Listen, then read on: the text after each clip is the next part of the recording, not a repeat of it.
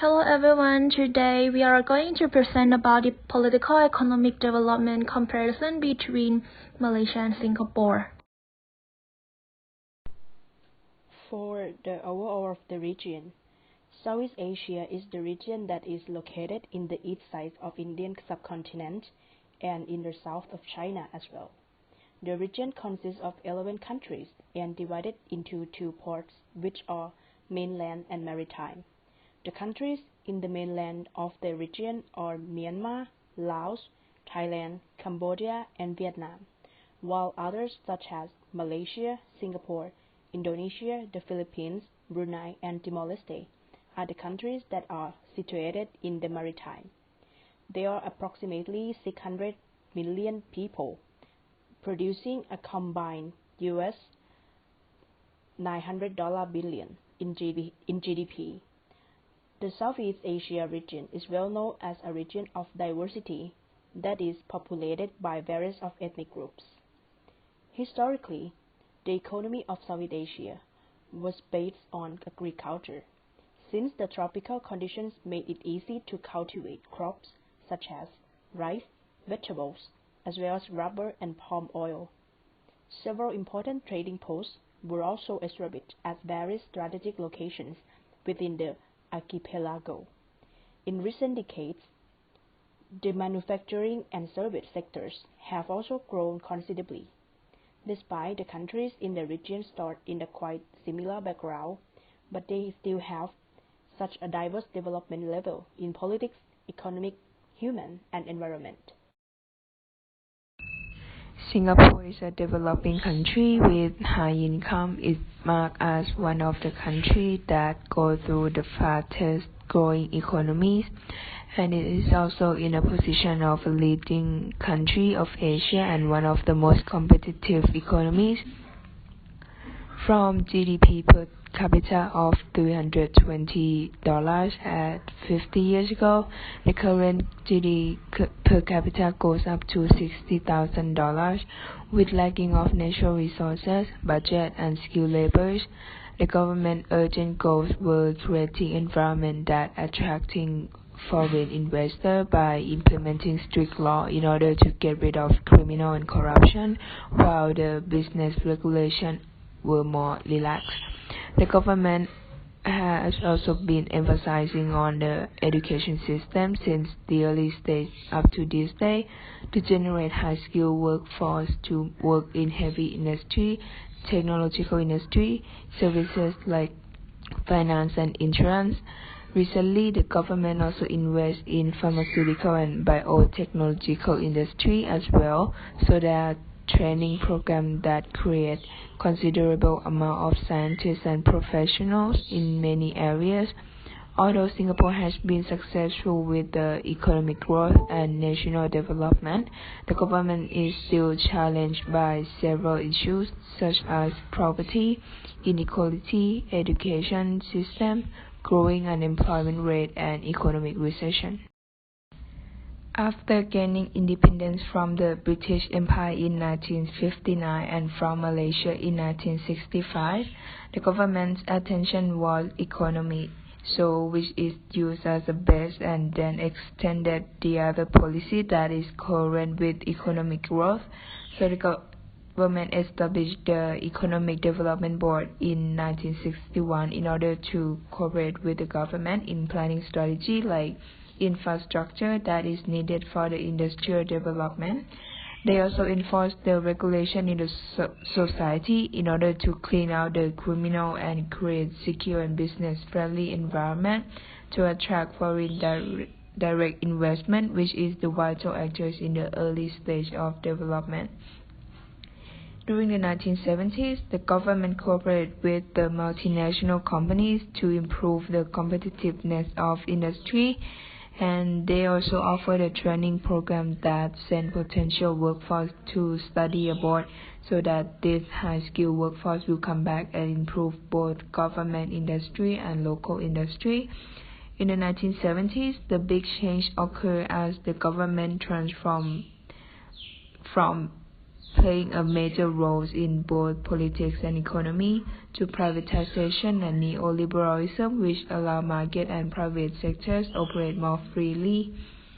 The economic strategy shifted from skill-based industry to knowledge-based industry such as engineering, petrochemical and electronics, and also services that related to manufacturing, tourism, and finance.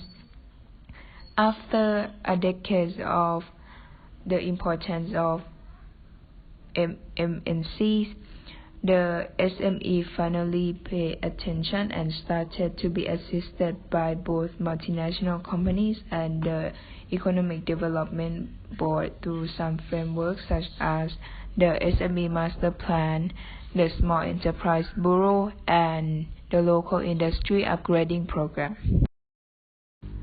Moving on to the 1990s, Singapore went through Asian economic crisis without severe recession and losses. During this period, the government focused on the development for the skilled workforce and the local firms in order to prepare their competitiveness for the global market. In 2000s, the government moved forward new direction, which are entertaining services and financial services in a hope to be a financial hub of the region like Hong Kong. The government also continued their plan in education system and training program to generate high-skilled labor. In 2010s till now, there are various transformations and challenges.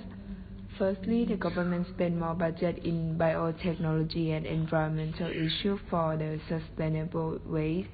Secondly, the government continued highlighting the transformation from export-led economy towards services, especially financial service, by lowering tax in order to attract the foreign company and still attempting to reach the goal to become another financial hub of Asia. Thirdly, the judicial system in Singapore is known for their strict law enforcement and death penalty, which has been implemented since the 1960s, and the country also has been criticized for that, as some cases might not deserve to get the death sentence, like the drug dealing. So the government and the system start some transformation to their process to be more transparent and fair. Fourth, although there is a big community of LGBTQ in Singapore, but the majority of the society and the government still not pay attention enough to tackle the issue and reform the social norms toward the LGBTQ. And lastly, the economic recession occurred the past few years, and related issues are poverty and unemployment issue. The government has been assisting the group that doing poorly in earning income through ComCare help. The plan consisting of two types of programs, which are the short to medium term assistance and the long term assistance. Both programs have the same qualification, is that people as a household have lower income than $1,900 and per capita lower than $650. So moving on to brief overview of these three aspects. First is poverty. Singapore doesn't have poverty line and minimum wages, so it is hard to measure the real amount of households and people that live under the poverty line. And although the government provides some assistance like ComCare help that provide money for the household that live under $1,900 or per capita at $650, but it's the framework that not really solve the root cause of the poverty. And even some politicians or ministers also recommend that the government should really indicate the poverty line to really understand the poverty issue. And although these people that they have the money from the policy, but there show that there's higher cost of living, which eventually will affect these lower income people as they will lose the power of purchase. And next is inequality. There's still going on gender inequality in Singapore as for women, their work must come behind their children, their husband, and their household work, and the government not really readjust the traditional value in the society yet. And next is income inequality and education system is kind of related to each other. As I said that Singapore doesn't have minimum wages, so it's kind of like a prone to income inequality. And in terms of education inequality, as some people might say that education will be a solution for poverty and inequality, right? But Singapore is also kind of like Thailand, that the rich people will have enough resources and support for their children to get some good education, while the poor people might have less access to good education. So the government have to try to provide some free fundamental education system in order to reduce the inequality in the long term and also generate more high skilled labor, that it will not lower economic growth, as right now the income inequality and education inequality also leading to lower economic growth and the size of domestic market. And lastly, human development. The Singapore is considered to be a very high human development according to Human Development Index, and also placed as the highest Asian country. And as according to the previous slide, Singapore has been focusing on the education system and training program that generate high skilled workforce and expertise based on industry and technological industry. Malaysia is an upper middle income country. It has rich resources that could be used as raw materials for export activities such as rubber, tin, oil, gas, and palm oil, and it also diversifies income by adopting heavy industry. The economic growth and national development were initially interfered by the government, and it actually has been operating quite effectively in several aspects, such as economic. The government has been always adopting open economy, which allow the cooperation with the multinational companies and foreign direct investment, which is one of the key boosters in development plan.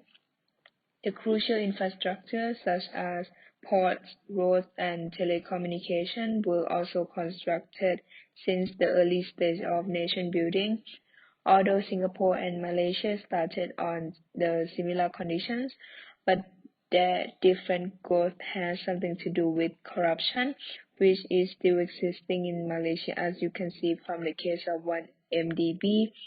In the present time, Malaysia still has to deal with poverty issue, inequality among ethnic groups, corruption, gender inequality, education system, healthcare, and COVID-19, which dramatically affect the life of Malaysian people and economic growth as the country relies on export-led strategy.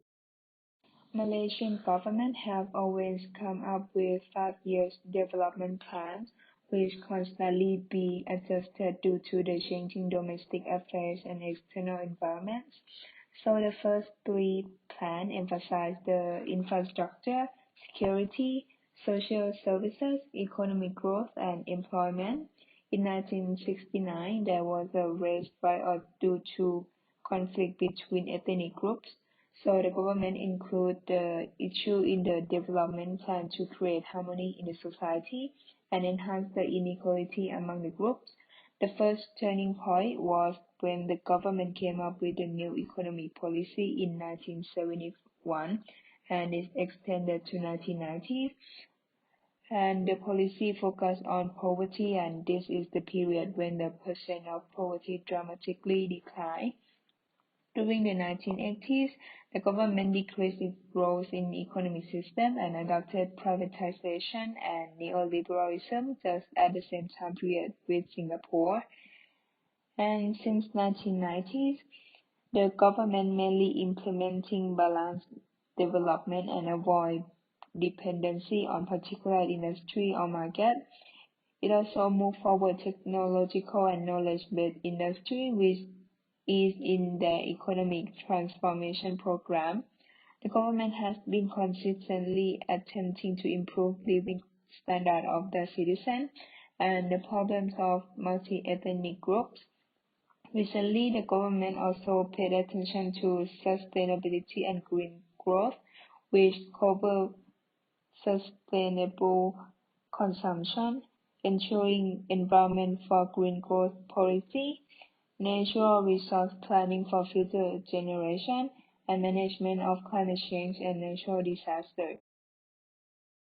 So comparing between the 10 development plan to the 11 one, in the past decade, the government focused on four areas which are environment and sustainability, public services, economic development, and human development.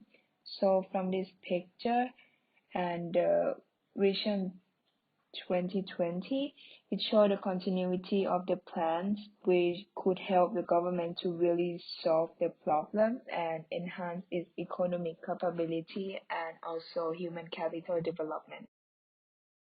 So next is the brief overview of Malaysia. First issue is poverty. Malaysia has been successful in reducing poverty as in the early stage of independence, the poverty was at 40% and now it's only 2.4 in 2016. And the government helped the citizens through providing food, shelter, and access to education and healthcare. Nevertheless, some international organization officers asked for reassessing poverty measurement as the government does not really reveal that information that really important to analyze the poverty issue and the performance of the government. So it's just concern from the international organization that maybe the government could not really solve that effectively problem. So there's just a new elected sultan, so it's a hope that maybe he came up with the transparent policy that will help his agenda to include every ethnic equally. And next is inequality. One of the longest issue inequality is the racial inequality. As you know that Malaysia is the country that full of multi-ethnic group and multi-religion, and the society consisting of approximately 68% of Bumi Putera, 24% of Chinese, 7% of Indian, and 1% of other ethnic group. Although the country has been wrestling with this issue since the new economic policy in 1971 after the West riot, the issue is not completely solved yet as the government still came up with several plans like the National Development Policy, National Vision Policy, and the latest one is the new economic model that includes inclusiveness agenda. In 2002, the ethnic group that in the bottom 50 of Malaysian adults were 73% of Bumi Putera, 17% of Chinese, and 9% Indians. The change occurred after 2014 when the government implemented the pro-Bumi Putera policy to improve the low income of that ethnic group. So currently, the bottom 50% consisting of 29% of Chinese, 56 Indian, and only 15% of Bumi Putera. So the decrease in income inequality in Malaysia was mainly driven by two opposite trends. First is the sharp decrease in Chinese income shares in the top And second, a substantial increase in Bumiputera income and shares in the top and the bottom. And next is human development. According to HDI, the Malaysia was ranked at the 55th, and the country has been focusing on investment in education and healthcare, and the World Bank suggests that the country can use education system as a solution to reduce the poverty and inequality issue. As you can see that although it's a large investment in education, but the World Bank still recommend the country to improve its education system and provide more as a fundamental right. Our next topic is the political and economic experiences of Malaysia and Singapore. So let's start with the political development timeline of Malaysia. After the end of World War II, the British came into Malaysia in 1945 in order to reorganize the country. The British attempted to establish themselves as a durative administrative power by creating the Malayan Union in 1946. The Malayan Union aims to unify the Malay Peninsula under a single government to simplify administration. However, this huge transformation had led to the hostility in which the British want to establish a unitary state with comprising of the Federated Malay State, the Unfederated Malay State, Penang, and Malacca with a central government, governor, legislative, and executive council. This policy is meant to reduce the power of all Malay states. The Malay ruler has lost their right to their land. According to this policy, the Malay feel unsatisfied with it. Second, the Malay Sultan were to retain in their position, but the sovereignty was to be transferred to the British Crown.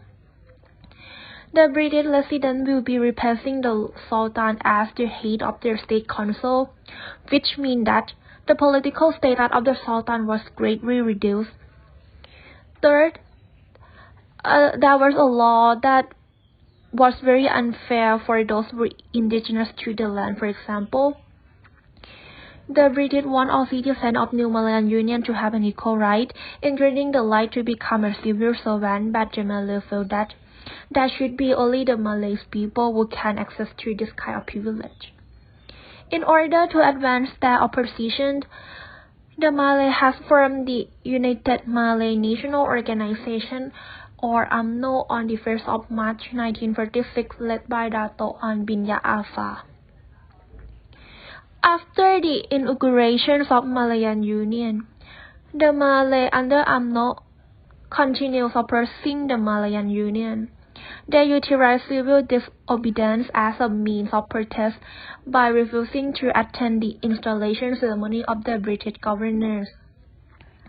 The British were forced to consider the opinion of the major race before making amendment to the Union. The opposition was so effective that the plan was never brought into effect. It was finally revoked in its entirety after the 1st of February 1948 and the Federation of Malaya was created. Back then, the British had an attempt to grant independence to Malaya by encouraging the local elections. In 1954, there was the emergence of the alliance. There are three political parties in this alliance, which are first the UMNO, the Malaysian Chinese Association, and the Malaysian Indian Congress. In the federal election, the alliance gained an overwhelming support by obtaining 80% of the vote. The alliance has played an important role in negotiating the transition from British rule to independence in 1957. In 1963, British leaders proposed a Malaysian federation as a way of terminating the now burdensome colonial rules over Singapore, Sarawak, and North Borneo. It had led to the creation of the Federation of Malaysia, which merged the Federations of Malaya, Singapore, North Borneo, and Sarawak together. Next is the political development timeline of Singapore. It is quite interestingly that Singapore had experienced almost the same as Malaysia did. During the World War II period, Singapore has under the control of the Japanese Empire, and when the war ends, Singapore has become as a crown colony of the British Empire from 1946 to 1963. In 1957, the Federation of Malaya has achieved its independence under an alliance government headed by Tunku Abdul Rahman as a prime minister. Singapore, with its predominantly Chinese population, remained outside the Federation as a British crown colony.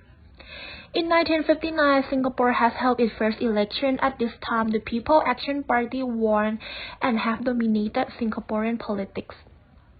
PAP began as a pragmatic, big-tent organization, initially including capitalist, socialist, and communist factions from then on. In 1963, as mentioned in the previous slide, that was an attempt from the British leaders to eliminating the now burdensome colonial rules over Singapore, Sarawak, and North Borneo. It led to the creation of the Federation of Malaysia, which merged the Federations of Malaya, Singapore, North Borneo, and Sarawak together. The Crown Colony was dissolved on 16 September 1963 when Singapore became a state of Malaysia. 2 years after joining the Federation, Singapore was out. The initial was short-lived due to the ideological differences which led to the frequent political conflicts.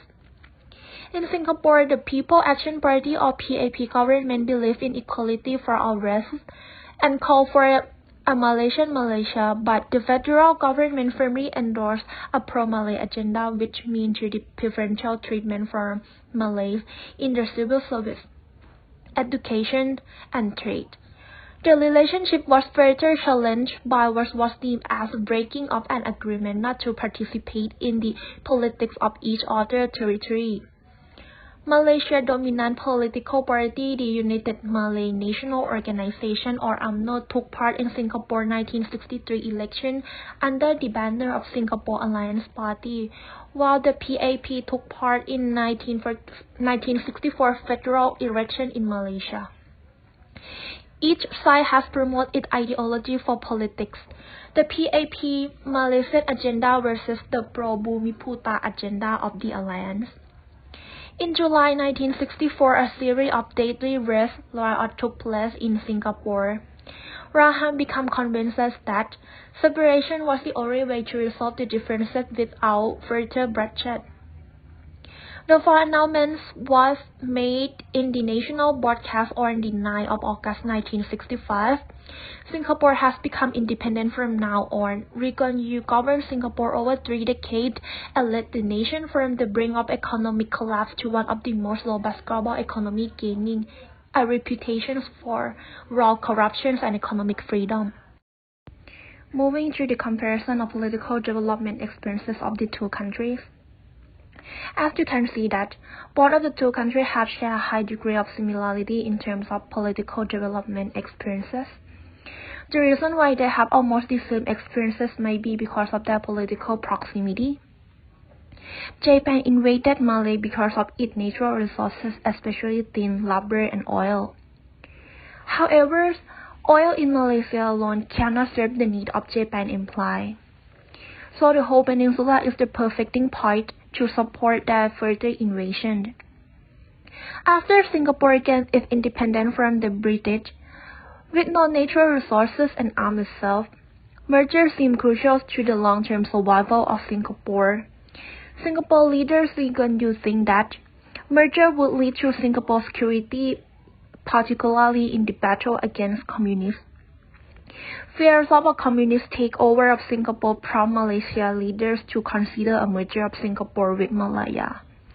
And finally, in 1963, the Federation of Malaysia was established.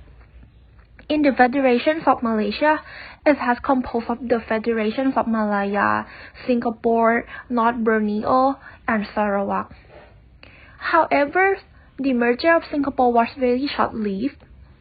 In 1965, Singapore was separated from the Federation of Malaysia and became an independent state. There was a racial imbalance in the merged entity. Singapore was majority Chinese, while Malaya was majority Malay. According to this, it has generated through a political ideological differences and finally lead to the separation of Singapore. Next, moving to the part of economic development experience, we're gonna start with Singapore. So Singapore, the country in Southeast Asia which is considered as one of the fastest growing and strongest economies in the world nowadays, which has the GDP per capita of the country increased to approximately 60,000 US dollar. This can be said that it is the success of the country that has light natural resources for use in the process of domestic industrial or even export to other countries, unlike many countries in the world. Instead, Singapore relies on a quality educational system, strict law, and globalization.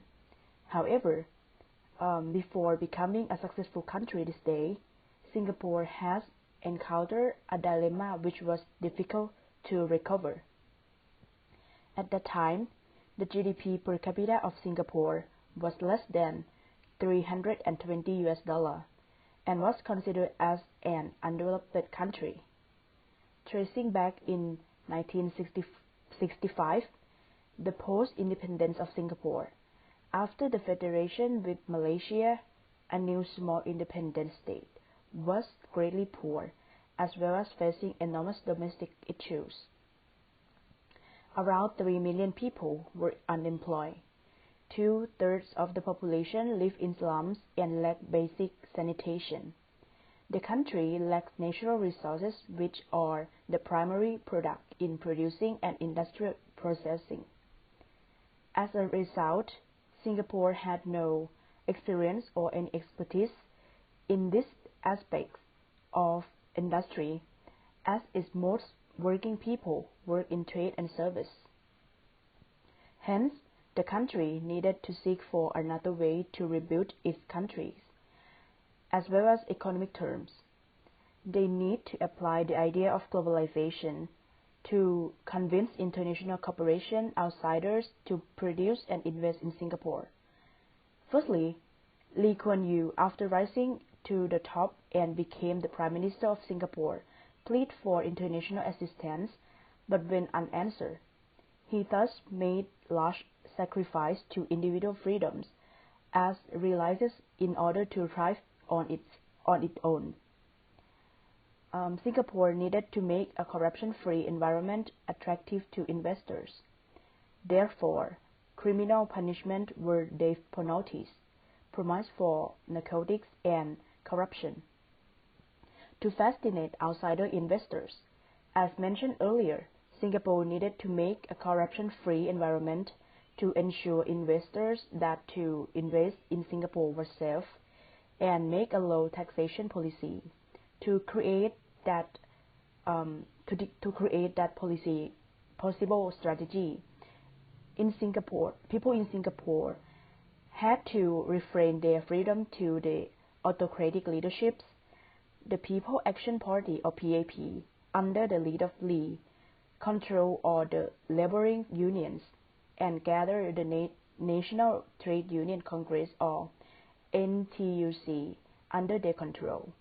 With this so very strict law on society but friendly to business, it attracts enormous foreign investors into Singapore, while other countries around Singapore face unforeseeable and unstable politics and economic terms. Singapore was able to guarantee foreign investors to trust and assure to invest in Singapore thanks to its stable politics, along with its strength of location which exists in the center of Southeast Asia bordering Malaysia as well as the rest of the Indochina, but it is also near the Philippines and Indonesia, making Singapore a strategic location to place port system. Next, in the part of Malaysia. Malaysia is one of those countries that have been considered as the most successful non-Western countries in the economic transition process to come into modern economic growth over the last century. Its economic transformation started in 1970, which firstly export the raw materials like national resources such as palm oil, rubber, tin, petroleum, and natural gas, and hardwoods. As Malaysia is a key producer of those materials. Moreover, not only Malaysia exports raw materials, but also focuses on export-oriented manufacturing to drive its economy. Malaysia, with its advantage of skilled labor and highly evolved bases, hence it was enormously attractive to outsider investors, particularly Japanese and Taiwanese.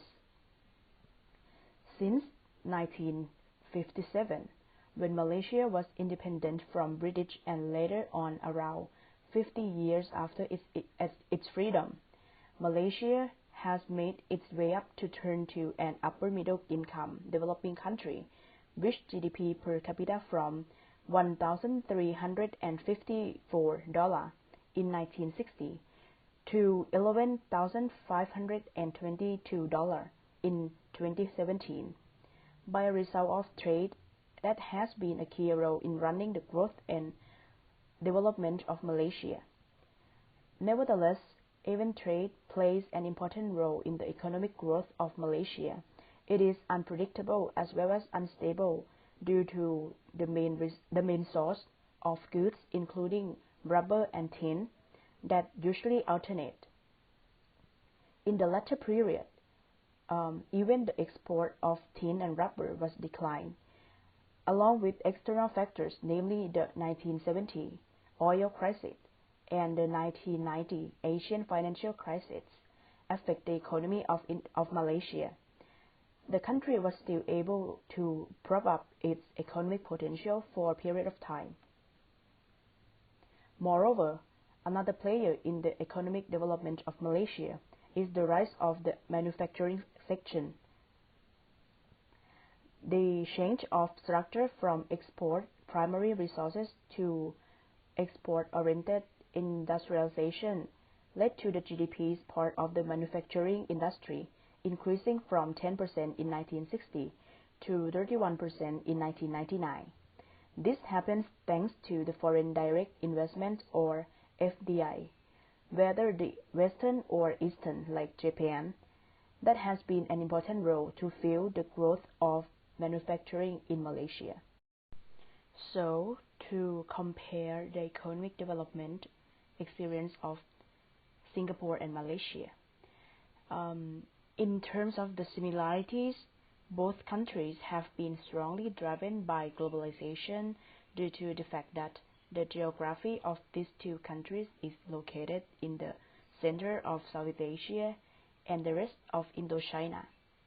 It is also near the Philippines and Indonesia, including the Strait of Malacca, which is one of the most significant shipping routes in the world, making Singapore and Malaysia a strategic location to place port system, which become a major driver of the economic growth of both countries in trading, export, and import.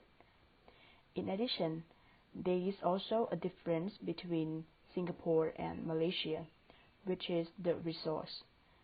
Singapore is a small country which has few natural resources in order to use as a primary sources of manufacturing and other industries, as well as non-educated labor in order to start the industry in Singapore. Seeing that Singapore has neither natural resources nor human resources in the manufacturing sector. Hence, it needs the investment from outsiders to start and revive Singapore. While Malaysia has rich natural resources, which are enough to use in manufacturing industry or even to export to abroad. Likewise, Malaysia also has skilled labor in order to be a workforce in the industrial sector to drive its economy, unlike Singapore. Yeah, and that's why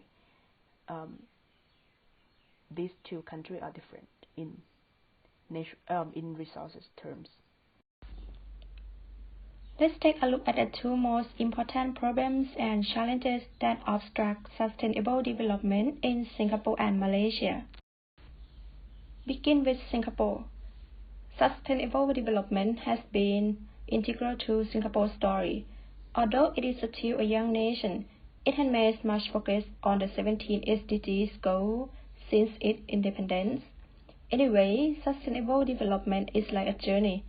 It may have some obstacles along the way to destination, like potential challenges resulting from time change, so maintaining the momentum on this journey is paramount to achieve the collective goals.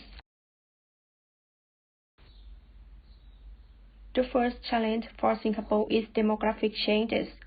Singapore is one of the fastest aging societies in the world, caused by increased life expectancy correlated with the decreasing of birth rates. In 2019, the average life expectancy at birth in Singapore was 83.6 years old. However, the birth rate for Singapore in 2019 was 8.667 births per 1,000 people, or 0.95% decline from the 2018, which is below the amount to substitute the population. Or to be easy, today, 1 in 8 Singaporeans are aged more than 65 years old. Another interesting change is the rising of divorce rate, ranked the fourth in Asia. So what does it mean? It means that some of these people are live alone, don't have children to take care of them when they get older. Therefore, affordable basic needs in healthcare, in pension, are important. This graph is the graph of the life expectancy of residents at birth in Singapore from 2010 to 2019. It has a high tendency to increase. Look at the year 2019. The average life expectancy in Singapore was around 83 years. It is very high. Or to be easy, 1 in 8 Singaporeans are more than 65 years old. And this graph, to compare with the last one, it shows the tendency to decrease of the birth. In 2019, around 8 babies were born to 1,000 people. These demographic changes put pressure on shrinking demand on social spending, as well as workforce struggle to support the economy, so that the government needs to allocate more on healthcare expenditure. For example, the ComCare, as mentioned in the introduction part, which is scheme targeted to the long-term assistance and Singaporeans to meet their basic needs. This is one to ensure that people will not face poverty and hunger, as it is defined as the Goal 1 and Goal 2 of the SDG, no poverty, zero hunger, and also the Goal 3, good health and well-being, respectively. This slide, I'm gonna talk about the problem that obstructs Singapore's sustainable development, which is a geographical location. Geographical location is an obstacle to sustainable development for such a small city-state like Singapore, with no energy resources, so it leads to limited options for managing alternative energy. To reach sustainable development, this point should be covered. Diversification of energy sources will be hard to Singapore, but it doesn't mean that it is impossible. They have limited renewable energy options, with most of their electricity generated using natural gas. Singapore doesn't have hydro resources, their wind speeds, mean tidal rates are low, and geothermal energy is not applicable with economic reasons. And also, under the Paris Agreement, Singapore has pledged to reduce its emission intensity by 36% from the 2005 by 2030. So that our group thinks that solar energy is work because it's clean, no emission parallel to energy storage technology to manage intermittency, with hope of increasing distribution of renewables such as solar energy. We have to ensure effective environmental regulations that facilitate investment of solar energy for the future. And then it will strengthen the goals 7, 9, and 11 at least of the SDGs. Now, moving to the obstacles of Malaysia to reach sustainable development. Although Malaysia has undergone economic growth, classified as an upper middle income country, high HDI, but it still encounters some challenges and obstacles. In order to achieve sustainable development, Malaysia will need to tackle this issue in its strategies. The first problem is income inequality. As mentioned in the introduction part, we saw the graph explaining poverty in states by states. People living in rural areas such as Kelantan, Sabah, and Sarawak are poor and have low income. This is because they rely on agricultural base such as rubber and palm oil plantations, while in urban areas, people have high income and have good access to basic needs and facilities. Although agriculture has been another source of Malaysian income, but it also links to sub-consequences like labor exploitation problem. Labor there get lower wages less than minimum wages, and also they get a bad working environment and low safety. Hence, to achieve sustainable development, income inequality with its consequences is a challenge to Malaysia that needs to fix this problem, and it links to the target of the Goal 1 and Goal 10. Absolutely that climate change is a global problem that poses a real challenge to Malaysia as a palm oil rubber exporter.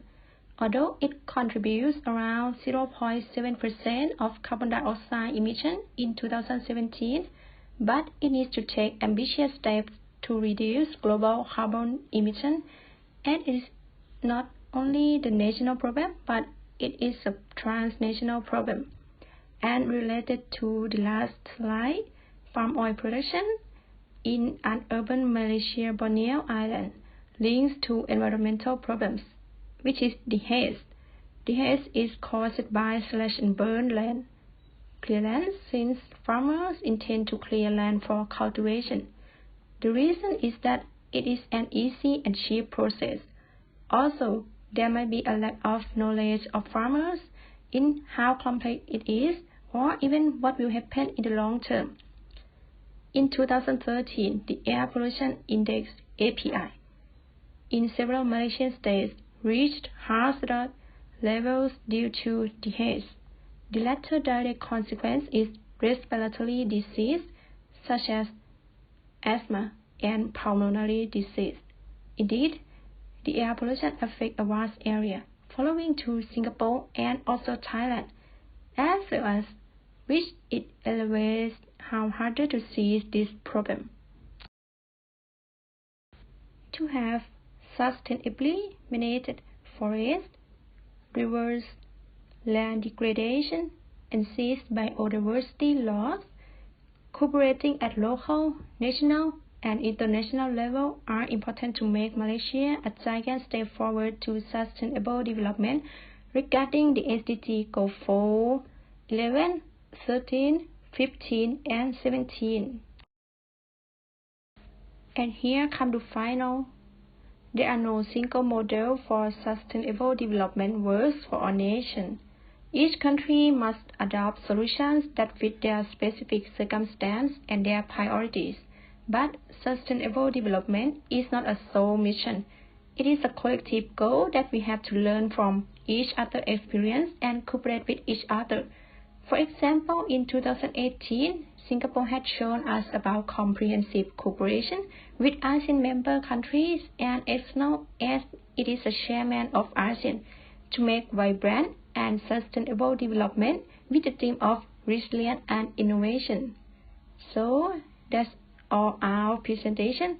Thank you for listening.